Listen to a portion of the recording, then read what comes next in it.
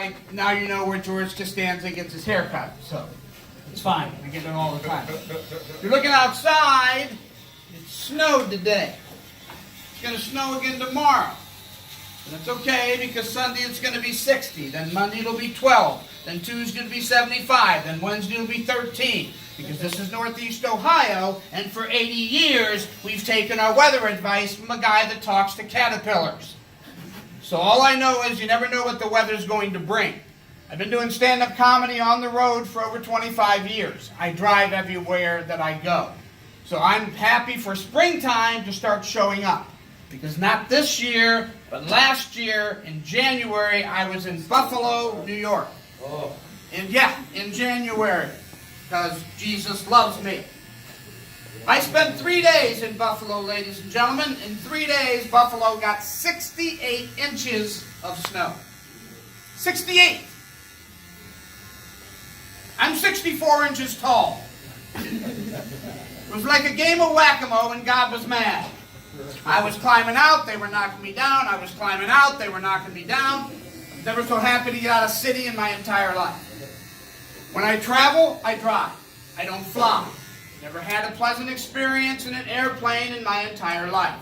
The first time I flew was from Cleveland Hopkins Airport. Never been there, you know what a tragedy this place is. I flew from Cleveland to Houston, Texas. That's about a 2.5-hour flight. You all been in airplanes before. You know how this works. Flight attendant, he or she's in the front of the airlines. They're going over the rules, the regulations, what you can expect. Bring your tray up, turn your music off, everything else. And now it's a recording because the flight attendants are in the back slamming a few, getting ready for takeoff. Before I even got on the plane, I knew this was going to be a disaster because I bought a window seat.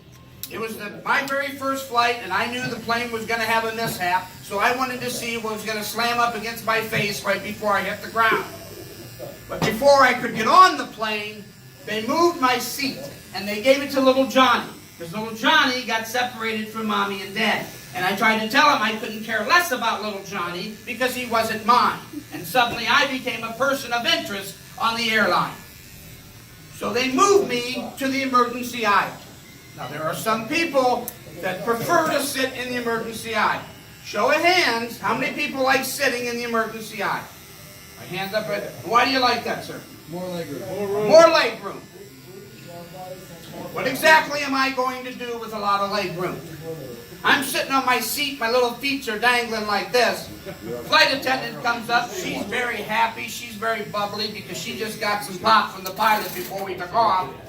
She bends down in my face and she says, "Well, welcome aboard there, little fella." So I told her, "Look, lady, not now." So she says, "Hey," she asked me to put my drink down for a few minutes. And I said, "Lady, the drink costs $9.50. Be happy I'm not naked. What can I do for you?" And she said, "Well, listen, buckaroo, that's the emergency door. Now, in the event that there's a ruckus on the airplane, all of these people are counting on you to get the emergency door open so we can get to safety. Can you handle it? Or do you think we should move you to another seat there, Scooter?" So I did everything my therapist taught me to do. I counted to 10, I named the state capitals, and finally I just said, "Lady, you don't know me, I will cut you." Yes, ladies and gentlemen, I was seated next to the emergency door. But on this side of me sat a Catholic nun that had to be 95 as she was a day. She went to prom with Dick Goddard. That's how old this woman is. So then she's telling me all about this going on and everything else, and I go, "Look, just go in the back and get me a drink and bring some wine for the sister because she don't like you either." So now there's screaming and there's crying and I'm fist bumping with the nun. I've never done that before, and I went to Catholic school. So we get to the last announcement. Everybody's favorite. "Ladies and gentlemen, in the event of an unscheduled water landing, your seat cushion becomes a flotation device." Now, I don't know about anybody here, but I have never been on a scheduled water landing flight before. Because, I mean, what are we going to do? Touch and go off of Portage Lake somewhere? I don't think so. And as far as the seat cushion's concerned, it doesn't need to become a flotation device. It needs to be something that prevents the corn stalks from becoming suppositories if something goes wrong over in Nebraska. That's what I needed. So, and I'm 57 years old. I've been married and divorced 3 times. I'm starting to think I might be the problem. I don't know. Right now I'm going out with a young lady who's also 57, and she's worried about how she looks.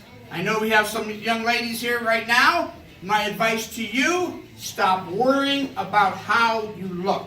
You are beautiful just the way you are. You can be tall, you can be short, you can be thin, you can be full-figured. It doesn't matter. Why? Because you will get naked with us. And we know what we look like naked. It's a train wreck, for God's sake. So if you get naked with us, ladies, happy, happy, happy, happy. Listen, I'll let you get back to your day. That was a lot of fun. Thank you, everybody. Enjoy your weekend. Have a great day.